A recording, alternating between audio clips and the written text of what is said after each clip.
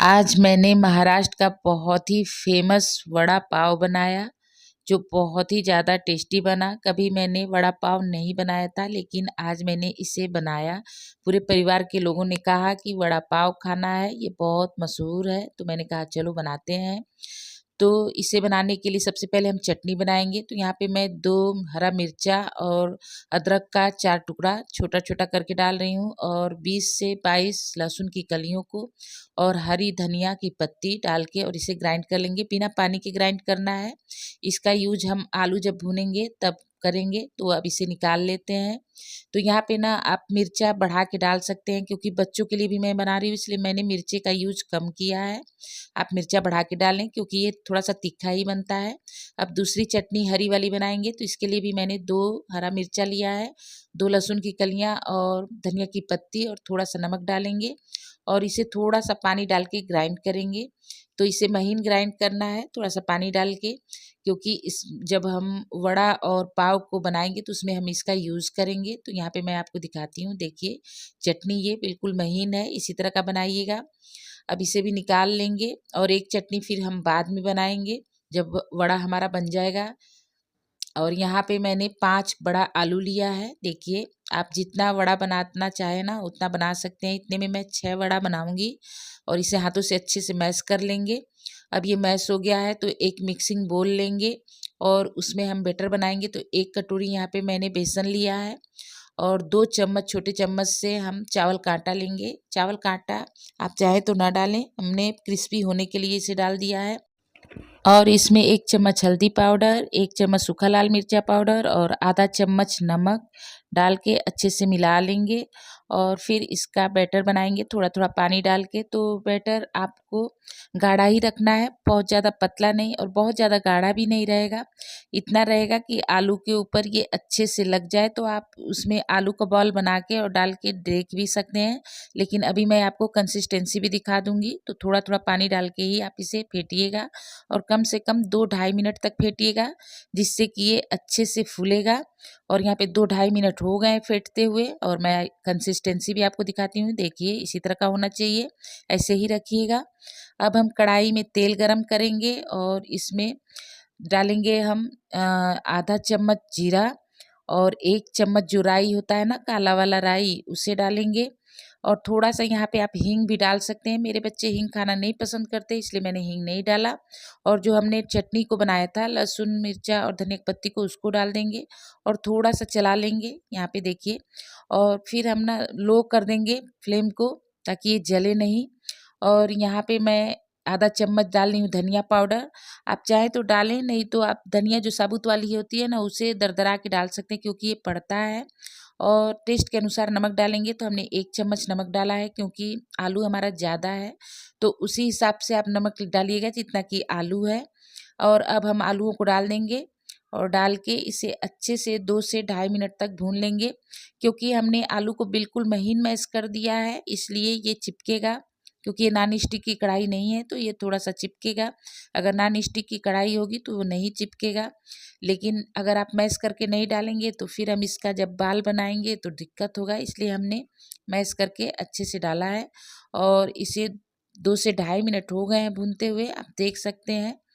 और ये अच्छे से भुन गया है, क्योंकि हमने इसमें थोड़ी-सी चटनी कम डाली है, मिर्चा भी कम डाला है, तो उस हिसाब से ये बना है। आप चाहें तो बढ़ा के डालें, उससे टेस्ट बहुत ही अच्छा आएगा, चटकारा आएगा, क्योंकि ये तीखा ही बनता है।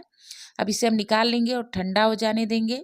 तो ठंडा करके ही हमें इसका बॉल बनाना है। तो हाथों पे थोड़ा-सा तेल लगा लें और फिर इसका बॉल बनाएँ। तो बॉल मैं मीडियम साइज़ की बना रही हूँ। थोड़ा-सा बड़ा ही बना रही हूँ, बहुत छोटा नहीं बना रही हूँ, क्योंकि बड़ा-बड़ा जो रहेगा ना, तो जो पाव होगा उसके अंदर डालने के बाद इसका टेस्ट बहुत अच्छा आएगा, बढ़ जाएगा। इसलिए मैं थोड़ा-सा बड़ा बना रही हूँ। देखिए, आप चाहें तो इससे थोड़ा-सा छोटा भी बना सकते हैं। और क्योंकि हमने बेसन को खूब अच्छे से फेंटा है, तो ये जब तेल में जाएगा तो और भी बड़ा हो जाएगा। तो देखिए, इसे बस ऐसे ही बनाते जाएँ, सारे को हम ऐसे ही बना लेंगे। सारे को ऐसे ही बना के तैयार करना है, बॉल जैसे बहुत आराम से ये बन जाता है। तो देखिए अब सारा बन के तैयार हो गया है, सारे को हमने बना लिया है बॉल को। और फिर हम इसे अब फ्राई करने चलेंगे। यहाँ पे वड़ा मैं बढ़ा के बना रही हूँ। क्योंकि पाव तो जो होता है 6 पीस का ही होता है, तो 6 पीस का ही मैं वड़ा पाव बना रही हूँ। लेकिन वड़ा वैसे भी खाने में अच्छा लगता है, टेस्टी लगता है, तो सबने बोला कि वड़ा थोड़ा बढ़ा के बनाना, तो मैंने थोड़ा-सा बढ़ा के बनाया है। और तेल गरम होने के लिए मैंने डाल दिया है। तेल आप सरसों का नहीं लीजिएगा और अपने पसंद का तेल ले सकते हैं, और इसमें वड़ा ऐसे डाल देंगे, देखिए बैटर के अंदर, और फिर इस तरह से डालते जाएंगे। बहुत आसानी से ये चला जाएगा, आप देख सकते हैं कितने आसानी से मैं करके डालते जा रही हूँ। तो आप डीप कर लें बैटर के अंदर और फिर डालते चले जाएं। आप चम्मच से भी इसे डाल सकते हैं, और कढ़ाई में जितना स्पेस है उतना आप डाल सकते हैं। कुछ देर बाद इसे इस तरह से देखिए पलट देंगे, और दोनों तरफ से अलट पलट के हमें गोल्डन ब्राउन होने तक तल लेना है। क्योंकि हमने इसमें चावल का आटा डाला है, तो ये बहुत ही करारा बनेगा, बहुत ही ज़्यादा ये क्रंची बनेगा। अगर वैसे तो वहाँ पे चावल का आटा नहीं डालते हैं, लेकिन हमने डाला है, बहुत टेस्टी लगता है डाल देने से वड़ा। क्योंकि वड़ा मैं बनाई हूँ, तो इसलिए मैं जान रही हूँ। तो देखिए अब दोनों तरफ से गोल्डन ब्राउन हो गया है, तो इसे निकाल लेंगे। सारे को ऐसे ही निकाल लेंगे और फिर दूसरा बैच बनाएंगे। तो यहाँ पे देखिए कितना अच्छा कलर आया, और साइज़ भी आप देख सकते हैं कि बड़ा हो जा रहा है तेल के अंदर जाने के बाद। क्योंकि जो बेसन है ना, उसे हमने बहुत फेंटा है, तो फेंटने की वजह से ये बहुत फूल रहा है, आप देख सकते हैं। और क्रंच भी बहुत ही ज़्यादा अच्छा आएगा। तो जितना बचा हुआ है सारे को हम तेल के अंदर डाल देंगे, और इसे भी गोल्डन ब्राउन होने तक तल लेंगे, और इसे भी निकाल लेंगे। तो सारे बैच को आप ऐसे ही बनाएं। और यहाँ पे सारा बन गया है, तो फिर हम जो हरा मिर्चा होता है उसे तलेंगे, क्योंकि वड़े के अंदर हरा मिर्चा ज़रूर लगाया जाता है। तो अब हम हरा मिर्चा थोड़ा सा कट कर लीजिएगा और फिर इसको डालिएगा, और डाल के तल लेना है। बहुत ज़्यादा नहीं तलना है, बस हल्का सा ये कलर चेंज करे, पूरा से नहीं कलर चेंज कराना है। और इसे निकाल लेना है, तो अब निकाल लेते हैं, देखिए। और यहाँ पे मैं कम ही मिर्चा तल रही हूँ, क्योंकि मेरा बेटा जो अर्नव है वो तो बिल्कुल मिर्चा नहीं खाएगा। उसी की वजह से मैंने मिर्चा कम भी डाला है सारी चीज़ के अंदर, सारी चटनियों में। और यहाँ पे देखिए मिर्चा तल गया है। तो अब हम जल्दी से बनाएंगे सूखी वाली चटनी। तो उसके लिए मैंने लिया है मूंगफली का दाना। ये भुनी हुई मूंगफली है, इसे दरदरा सा पीस लेना है बिना पानी के। लहसुन की कलियां डालेंगे 5-6, और थोड़ा सा बूंदी डालें, या फिर बेसन के टुकड़े में से जो निकला है क्रंची वाला उसे डालें। 1 चम्मच लाल मिर्चा पाउडर और 1 चम्मच नमक डाल के दरदरा सा पीस लेना है, ग्राइंड करें बिना पानी के। अब देखिए, अब ये पाव है, क्योंकि चटनी तो हमने सूखी वाली बना ली, तो अब पाव को भी अलग अलग कर लेते हैं। तो ये 6 पीस का होता है। तो यहाँ पे देखिए इसको अलग करेंगे, और चाकू से इस तरह से बीच से काट लेंगे। आप चाहे तो हाथों से भी इसे अलग अलग कर सकते हैं, लेकिन चाकू से आराम से हो जाता है। यहाँ पे देखिए इस तरह से अलग कर लेना है। फिर इसके ऊपर जो हमने हरी वाली चटनी बनाई है उसे लगा लेंगे। जो महीन वाली हमने चटनी ग्राइंड की थी उसको लगा लेंगे।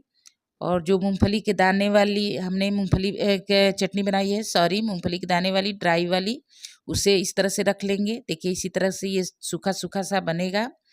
बहुत वीडियो लंबा हो रहा था, इसलिए मैंने दिखाया नहीं है ग्राइंड करते हुए। इसी तरह से ये लाल लाल सा बनेगा। फिर इसके ऊपर खट्टी मीठी चटनी डाल देंगे, इमली वाली। और इमली वाली अगर चटनी नहीं है तो आप स्किप भी कर सकते हैं, सिर्फ इन्हीं चटनियों से आप सब कर सकते हैं। और फिर देखिए हम इसके अंदर वड़ा लगा लेंगे, और फिर मिर्चा जो हमने फ्राई किया था ना उसको भी इसके अंदर इस तरह से लगा के और बंद कर देंगे, और गर्मा गर्म देंगे। गरम गरम खाएंगे तो बहुत टेस्टी लगेगा, ठंडा पर भी अच्छा लगता है चटनियों के साथ। दूसरा वाला भी मैं बना रही हूँ, देखिए। सबसे बेस्ट इसकी चटनी यही है, मूंगफली के दाने वाली सूखी सूखी चटनी। इसमें पानी बिल्कुल नहीं डालिएगा, सॉरी। और मिर्चा आप लास्ट में ज़रूर लगाइएगा। बच्चों के लिए बना रहे हैं तो ना लगाइए। सारे पीस को हम ऐसे ही बना लेंगे, जितना भी है। आप चाहें तो जितना बनाना चाहें उतना बनाएं, वरना आप रख सकते हैं पाव को अलग से। तो देखिए अब 2 पीस का मैं लगा रही हूँ प्लेट में। आप देख सकते हैं कितना अच्छा देखने में लग रहा है। बिल्कुल महाराष्ट्र में इसी तरह से दिया जाता है, और सूखी चटनी इस तरह से किनारे रख दी जाती है। अब मैं ले चलती हूँ अपने फैमिली के पास। तो देखिए यहाँ पे मेरा बेटा भी बैठा हुआ है, और मेरे पूरे फैमिली के लोग बैठे हुए हैं। तो गर्मा गर्म मैं अब इन लोगों को दूंगी खाने के लिए। बहुत ज़्यादा टेस्टी बना है मेरे देखने से, लेकिन अब खाएंगे तो ही टेस्ट बताएंगे कि कैसा बना है। तो यहाँ पे मेरा बेटा ना सबसे ज़्यादा उत्सुक है खाने के लिए, और यहाँ पे मैं दे रही हूँ अपने भाई को। और फिर ये मेरा बेटा एकदम बेचैन है, तो मैं इसे खिला देती हूँ। देखिए खा रहा है। मैंने मिर्चा निकाल दिया है क्योंकि ये तीखा नहीं खाता। और मैं भी खा रही हूँ। बहुत ही ज़्यादा टेस्टी बना है, ज़रूर ट्राई कीजिएगा। वीडियो अच्छा लगा लाइक शेयर करना ना भूलिएगा।